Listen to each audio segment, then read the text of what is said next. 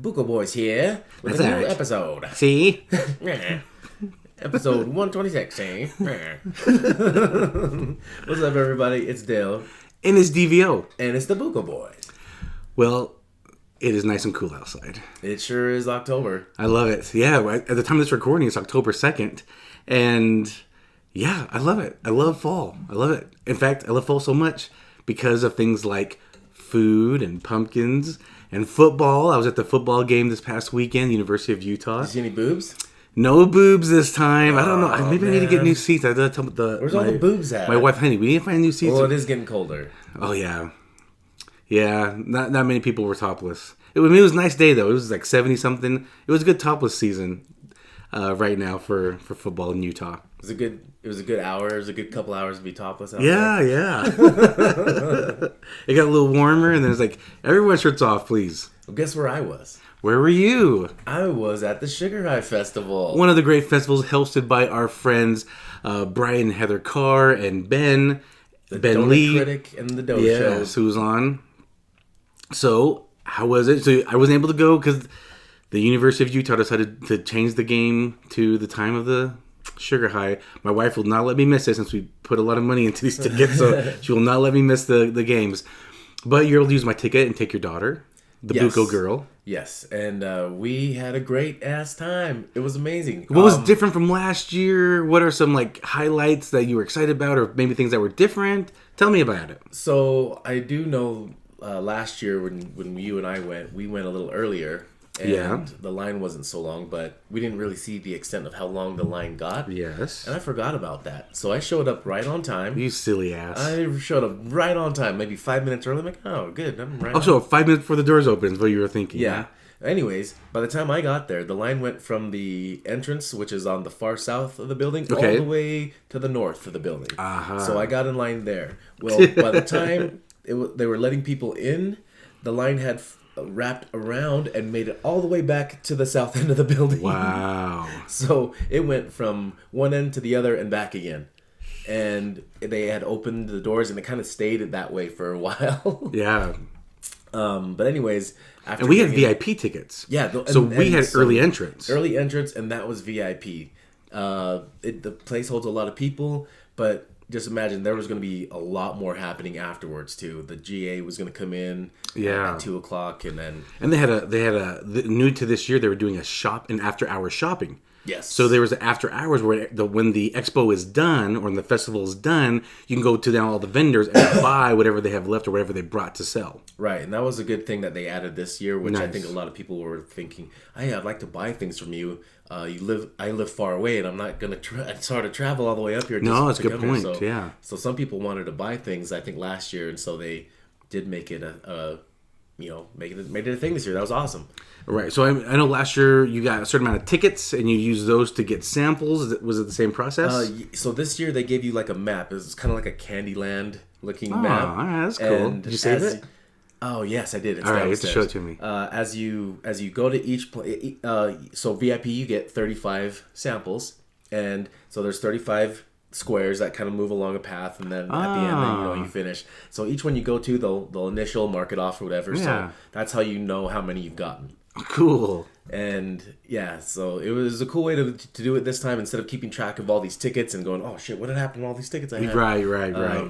Yeah, so this was a cool way to do it this time. And then I remember last year, I believe you voted. Was there voting last Yes, year? I they believe did there have was. voting. They had voting up there. They had And I didn't before. vote. I was like, I can't choose one. I had a can't hard vote. time trying to vote too. Did you vote? Do you want I to share it? didn't. You didn't? Okay. No, I did not vote. There was a couple things I didn't get to. Well, not that I didn't get to get. I wanted, but the lines were really long, and I just kept moving along and getting other things. Okay. And by the time I thought about going back to those lines again, they were still long. And I was kind of, I was crashing. I was starting to crash I was already From full. the sugar high? Yeah, I was full of pastries and goodness. So you got the sugar high, and then you're on the crash part. Oh gosh, yeah. I did take a little nap. How did the afterwards. Buko girl like it? Oh, she loved it. She loved it. We had a good time. Good. Did she have a favorite? Did she vote? No, she did not vote either. I can't vote. I love all these. Like I know pick it's so one? hard. It's so hard because there's so many different variations of things. Yeah. There was some cool new things that I tried from new places that I hadn't seen before. So that was really cool. got some coupons from places that I'll probably go back and I'll definitely use. Okay, nice. Maybe I'll share with you. Who knows? I saw they went live. Brian and Ben went live, and they were showing kind of their props the night before, of everything they were getting ready. So how was the scenery? Was it really cool scenery? It looked like it was going to be really cool. Yeah, I like the way they did the stage this time and the DJ up there. Nice. And then they had the whole layout again like they did before, where they had all these different, all the different treats lined up on the table along with other giveaways. Well, we'll look forward to it. It's gonna happen again next fall. Oh, they do a raffle throughout too. So as you're in there, prizes. Yeah, they do prize giveaways. Yeah. I didn't win. No. I never win. But anyway, next year it's going to take place. It took place at the Sandy Expo Center, the old Southtown Expo Center. Mm-hmm. They did it for the last 2 years. They might do it again there again. It just kind of seems to work out. So we'll keep you guys updated, and we're probably going to do a collab next year with Ben and Brian and Heather. We'll probably do a collab with the Buko boys and do something kind of sponsor it and get it out there. So look forward to that next year. So that'll be fun. Yay. Other upcoming events right now. Hirie. Ooh, little foxy Hirie. Oh, yeah. She's going to be in Park City at the Cabin October 8th. So this weekend at the Cabin in Park City, Hirie will be... I don't know her opening acts, but she's great. Did you hear her new song she just released? I did. Yeah. She just released a single on... I saw it on Facebook, actually. Or maybe Instagram. Which one? There's two new ones she just released. Oh, I don't know the name. Just listening. I was just listening to it. She's Chocolate. Okay. Haven't you heard it? Maybe that's not the one. Maybe that wasn't the one I heard. Anyways, it's a good song. Okay, all right. But yes, Hirie, I'm probably gonna go to that show, and then there's a couple other Halloween stuff going on. They got Cornbellys and Kuwahara. Yeah, Cornbellys is in Spanish Fork and Lehigh, and Kuwahara is in Draper. At Cornbellys, it's like a big thing, huh? It's a big festival, yeah. It's fun. We took our daughter last year. We'll take her again this year. So it's a corn maze. That's why it's Cornbellys, right? Yeah, there's a corn maze. That's like the big feature of it. It's a huge corn maze, and if you look at some of the pictures from above, it's a picture of something. It's either witches or something, a corn. I don't know. It's gonna be it'll be something. Make an aerial picture of it. Yeah, an aerial picture of it, or aerial picture of it. You can't see it from the ground, peasant. But we were with the little one, so she went on like the little cow train and the little playground they have set up. They have performances happening, food vendors. They have little rides for kids and then for teens and adults. So there's a lot of activities. It's a huge area over there at Thanksgiving Point that they set it up. I've never been to the Spanish Fork one, so I don't know how that is. But at Lehigh, where it started, it's a huge venue. In fact, they leave the stuff out there all year long. Like they kind of put it to the side. They just keep it there. Yeah, and then they put it. Huh? Yeah, it seems like that whole area of land. But it's a huge area, so there's a lot of activities there. It is a blast. We had fun, and we're gonna go again. I've never been to Kuwahara. You've been. I know there's a pumpkin patch and other things. That's what it is. It's just a pumpkin patch, mm-hmm. and they just set it up really cool. And they have different varieties of gourds. So you have your lumpy and colorful gourds and disfigured gourds. Yeah, right. But anyways, they set up like these greenhouses as different themes. Okay. So there was themes of like Disney princesses and all these gourds all set up like stuff, and you can walk through, just kind of back and forth, up and down. I remember it being free a long time ago, but now it costs money to get in. It does. But they do a kind of a big event out of it, and I do think they do a DJ at night and lights going off all crazy. Yeah, I did hear that last year. So I do know that they do some cool stuff there now. I didn't experience all that. I kind of went in the daytime when I went. I went a few years ago too, but it was pretty cool. Nice. It was really cool what they did, and I'm sure they change that every year. I'm pretty sure. Very cool. But if you have little ones, it's definitely worth something to do with the family. Yeah, those events are happening right now. We'll go through the fall season, and in fact, this episode we're going to be talking about a lot of fall activities and fun things. So it's October. It's the beginning of October. It's exciting. I can feel it in the air. I love Ghostober. It. Ooh. Speaking of Ghostober, Netflix had just put out their new series of things coming out for October. But we'll get into that in a moment. We have a quick local story we want to talk about. So So Dale, please tell us. Oh yeah, so there was a wedding venue local in a city we grew up in that they ended up. They have a policy where people can't just go canceling on them. Right. Well, this family did have to cancel because the husband ended up committing the male fiance. Yeah, the fiance. They weren't married yet. Yeah, the fiance died before the event. Like 2 weeks. 2 weeks prior to the event, and come to find out it was done by suicide. So they got engaged in March of this year or last year? I don't remember. It was March of... Yeah, March of 1 year. March of the 2000s. And they were... and he passed away in September. So... Yeah, by suicide. Just this month, yeah. So not only did the family have a grief of going through this death, and they were going through wedding plans, now they have to unplan the wedding. Yeah, so going through grief and planning funerals and unplanning a wedding. So they went to, all their vendors, their food and probably cake and flowers, and worked on getting everything kind of canceled. And everyone was cooperative except the venue. The venue had strict... I'll say now. I can say they have strict rules. If you have they have a 90-day policy. If you want a full refund, you have to cancel within 90 days. Now, I kind of get it, right? Because it's sometimes hard to not every day someone's getting married in a venue. Not every day, right? So this venue, they have their rules. Like, okay, if you want to cancel, that's fine. You have to give us 90 days. That way, it gives us time. That gives us enough time if we rebook it. Because basically, if somebody wanted to book it the same weekend, they say, sorry, we have to turn you away. We already have a wedding planned that day. Right? So I'm just looking at it from a business standpoint of the venue. So I understand their rule. And so go ahead, continue.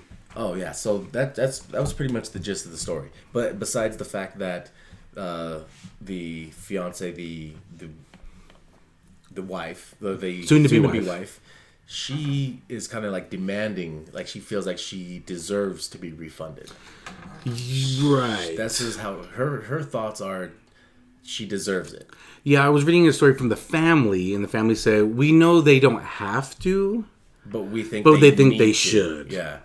And as a business, I see what you're saying. Like as a business, that is like, hey, we have a policy. Right, because this is 2 weeks. This is, by the way, they're going to get married in 2 weeks, right? Yeah. So they're trying to cancel 2 weeks before the wedding now. Right. And so my thoughts as a business standpoint and having like empathy for, these people suffering, I would look at the silver lining of like, hey, look, all these things that you have planned, you can still use them towards funeral. Oh, okay. Flowers, food, things like that. There's a changing process of everything. You can't do everything, but most things you probably can. And, interesting. And bring things down a little bit. But as a venue owner, knowing the situation, I'd probably be more like, hey, this as a business owner, this is our policy for a reason. We're going to lose money because of this, right? Because we told other people we could have had we still could have had a wedding, right? And still got paid our money, but now you're saying you're going to cancel. So now we won't get nothing. What I would tell them, as having empathy and as a human, like, hey, right? How about let's do this? How about I refund you half the money? You still use the event that day, but more as a celebration of life for the loved one that you lost. Right. That way you get half the money. You still get to use the event, and why don't you plan? That's a good one. I would suggest that, not knowing that how they would feel about it, but I would suggest that. Right, because they don't have to. Right, they're losing money. They're a business because you got to think. They have employees too, right? They have to think about their people. So you want to think, all right, this company should have compassion and empathy for this family, and I think they should. Right. Things happen, and you think after paying everybody their costs, like as an event owner, you're gonna probably make 50% of the cost of all that as profits. Right. So all you're gonna do is eliminate your profits for that one event. Everyone will still get paid because you're only gonna do half. Right. So that way everyone can get paid. You're the only one as the owner not getting paid for the day. But, those are profits, and if you have a good running business, you don't need to worry about that. Because, you got to think from the business standpoint. They have employees they were going to hire. Bad publicity. There's bad publicity for them, but also they have employees they have to take care of. So these employees are already booked themselves, right? Because it's not like they might not be working every weekend. Just whenever there's a booking, an event, is when these employees might be working. So these employees already had planned on working. They plan on making money to provide for their family. and now you want canceled 2 weeks before. That makes it difficult for these employees, because you also have to think of and having empathy and being human for the employees of the event. You know, it's easy to attack the owners, but you don't know what they're going through. They might be on the verge of staying open. You know, they might have been hit by COVID real hard, and they're still maybe just on the verge of staying in business. They might be close to being closed. This might close them down, and especially with a black eye, and people maybe might think, oh, they're just selfish owners, and we don't want to go there now. That might really hurt them. You don't know what they're going through. They have employees that they are trying to look after and provide for their family. So there's a lot of people involved, and it's easy to just look at the owner and attack the owner like you're just being greedy. The owner might be like, I'm trying to look out for everyone. I'm trying to look out for the people that work for me and their families as well. And I want to have compassion for this family too. And maybe they're still working with them, but they haven't said their side of it yet. So it's easy to attack them. They haven't said their piece. From my understanding, they haven't responded to. No, this is just this week. So, but I also have compassion for this family. They just lost a loved one, and now they have to deal with the grief of planning a funeral, and then. You know, a wedding is a lot of money, so I'm sure they put a lot of money into it. But now they have to come out of pocket for more money for a funeral, depending if this person had life insurance or not. And it's kind of, I don't know, like for this just happening the way, like in the way it's hitting the news, the way it is, it's almost like they called the news first thing. Like as soon as this company was like, no, we can't just give that away. They were like, right. I'm calling the news. Yeah, it does make it sound like they feel entitled a little bit. That's exactly what it sounds and I don't know like. because I haven't seen them do an interview, so I don't know if the story's kind of making a spin on it.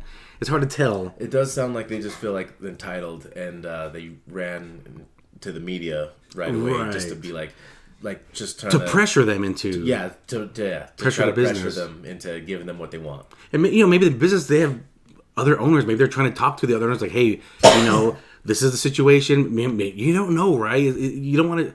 It's hard to speculate and just assume. They probably didn't even talk to an owner. They probably just talked to like a receptionist, a manager or something like that. Right? Like, I can't make this call. And they're probably like, some of those people are just like over dealing with people. Like there's like right. bridezillas, I'm sure, and they just are over it. Right. And so when they get called by people, they just send them that automatic email, like, you know what, just. I don't talk to you. You signed the contract. The contract says 90 days. This is what you said. They might not have read the whole email. They might have been like, they might not think maybe they're thinking they're making it up just for sympathy to cancel it. Or the email get their money probably back. Started off like,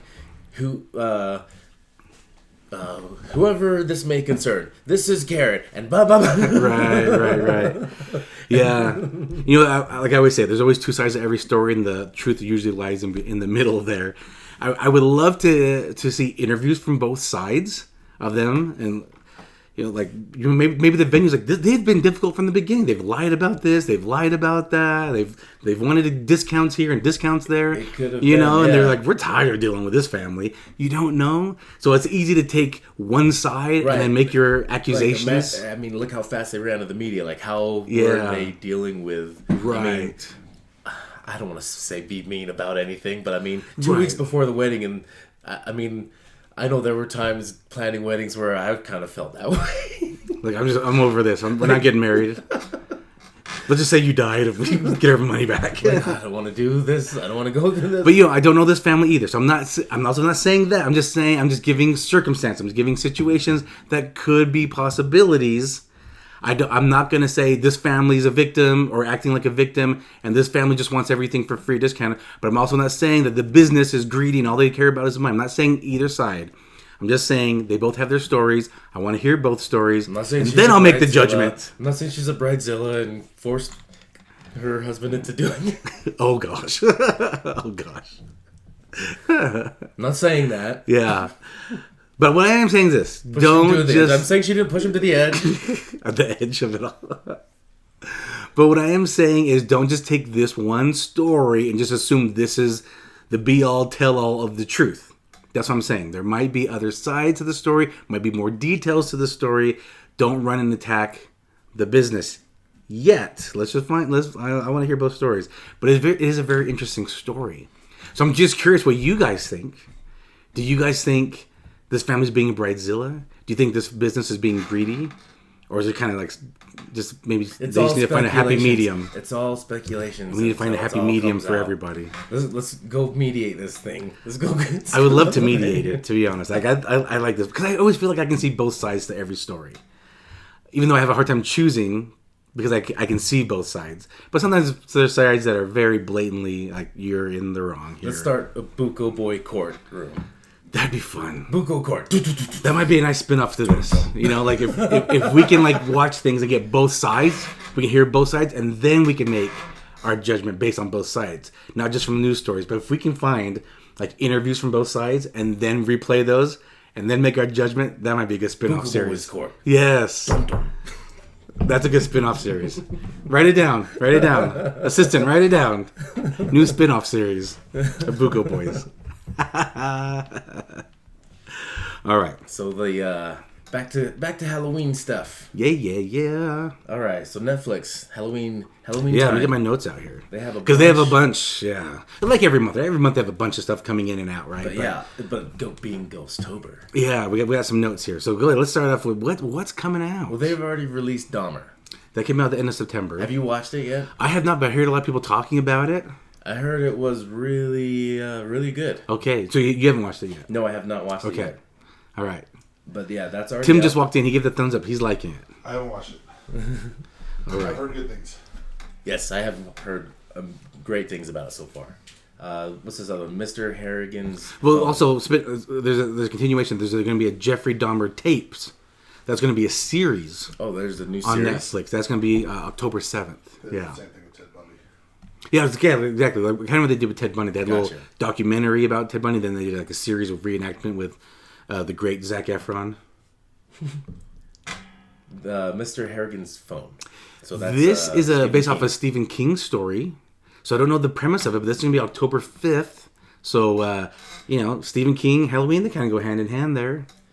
And then The Midnight Club, a series of stories from patients in hospice. Yeah, so this is going to be a series. These are going to be... So it's a series, and it's... From my understanding, it's going to be patients in a hospice care. Yeah, and they're sitting around, and they're just kind of telling stories. Well, so what it is, these teenagers go there pretty much to live the last parts of their life because they have some kind of terminal illness. And come to find out there's a secret club. And the secret club, they get together and they tell these stories, and then like weird things are happening, and there's like a whole book that they find of patients that never died. Oh, interesting. So yeah, it's kind of it looks interesting. Looks October pretty fun. 7th. So watch out for that. What's this next one? The Curse of Bridge Hollow. So this is going to be a movie. It's a comedy with Marlon Wayans, so you know it's going to be a comedy. And I don't know if the actress... I heard they don't use actress anymore. It's all just actor now. That's what I'm hearing. I don't know. Anyway, the little actress in Stranger Things, that's... Oh gosh, what's his name? Luke's sister? Oh, yeah. She's in it. So she's in... I don't know if she's playing like Marlon Wayans' daughter or something, Yeah. but the two of them are in it. It's a little comedy. It'll be out October 14th. I think I did see a trailer for that. I can't remember how it went. Yeah, it might be funny. So that'll be October 14th. And then The School for Good and Evil. This is going to be with Charlize Theron and Kerry Washington. It's going to be a movie. I haven't even heard of this. Yeah, it's a school, right? Of like, I don't know, witches or warlocks. I'm not baddies sure. going I at don't it, know. huh? It's going to be good. Oh, shit. October 19th. This is the one I might be a little bit more excited about. Two cougs battle out for my heart. Yes. And then 28 Days Haunted. All right, this is a series. This also looks really good. This is a series based on the theories of Ed and Lorraine Warren. I haven't even heard of this one. Yeah, so I haven't watched the trailer or anything. I don't know if there is one, but this is going to be a series based on their theories. I don't know what that means either. A series on their theory. A series on their theories. That's going to be October 21st. Okay, I'm into that one. I really want to see what that's about. This new one I'm really excited The long for. name. Guillermo del Toro's Cabinet of Curiosities. So this will also be a series that premieres October 25th. That looks What are you excited badass. about? Just, well, his animation of things. So his the CGI of the characters that he's bringing to life in these. I've been seeing some trailers for it, and it looks like each episode is different. Okay. And it's its own tale of things. Ah. And it looks pretty creepy. That looks good. So I'm excited to see that one. I like a lot of his work. Okay. I do too. And then what's this other one? Daniel Spellbound's animated. So this is going to be an animated series. This is just Daniel Spellbound. Daniel Spellbound's an Daniel animated Spellbound. series, October 27th. And it's just about I think it's a young boy and his tales. Sounds like he's got some of magic. spookiness. He's got some kind of magic. I think it is. Up his Yes. sleeve. Yes, that's exactly right. All right, and then there's Wendell and Wild. This is going to be one of those stop motion movies, kind of like Nightmare Before Christmas. It's going to be one of those type of movies. That'll be October 28th. What's it about? I don't know. It's about Wendell and Wild being wild and Wendell-y. I wonder who Wild is. Maybe a pet?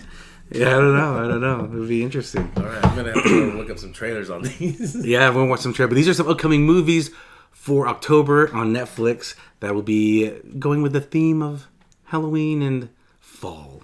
But speaking of Halloween and fall, the Buko boys have caught wind of a new trend going around with pineapple juice and Fireball. And word on the street, excited about it. Word on the street says you mix this shits together and you get some kind of pumpkin pie mix. We're gonna find out. I mean, possibly. Yeah, let's find out. So what's the ratio we're doing here? So 2 to 1. Let's check it out. 1 part Fireball, 2 parts pineapple. All right. So I'm gonna do 2 shots because we're adults. And it's the weekend. We got our own. All right. Do the other one. Well, no, I'm gonna mix them together this way. So both shots are. Oh, you want a double? Okay, maybe not. You're out of control, bud. I mean, it's the weekend, right? It sure is. It's the weekend somewhere. Yes. All right, 1 more pineapple to make this. All right. All right. Oh yeah, that is a tall glass. All right. Let's see. Now we can mix it. Okay. All right, here you go. Okay, so 1 part Fireball, 2 parts pineapple juice, and it's gonna taste like pumpkin pie. Let's see. All right, let's see.